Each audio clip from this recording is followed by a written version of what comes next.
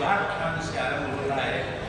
ऋषभ प्रियव्रत महाराज का उपाख्यान के वंश में भगवान ऋषभ देव का अवतार और ऋषभ देव जी के पुत्र श्री जड़भरत जी महाराज, जिन्होंने रघुगण को उपदेश दिया। रघुगण तपसा न याति न चिंजया निर्भुरात्मा न छंदसा नहीं जला सूर्य बिना मर पाल अभिषेकम। ये रघुगण, तू जिस दिव्य ज्ञान को प्राप्त करना चाहता है वह तपस्या से, योग से, समाधि से, वेदों के स्वाध्याय से, अग्नि सूर्य आदि की उपासना से नहीं मिलता, वो तो महापुरुषों की चरण रज में अभिषेक करने से प्राप्त होता है।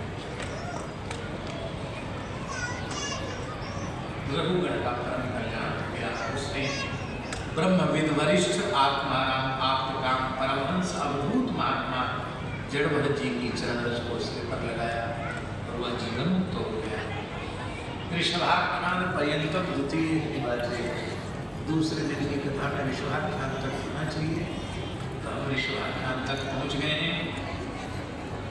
हम तो भागवत जी की जो कथा करते हैं एक एक प्रकरण को ही एक सप्ताह में कह सकते हैं, लेकिन चलो ये साप्ताहिक प्रवचन है, विश्राम पर भी पहुँचना है, समय की भी मर्यादा है।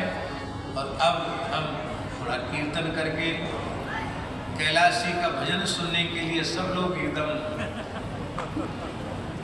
व्याकुल हो रहे हैं, हम भी व्याकुल हो रहे हैं, तो वे मंच पर आवें।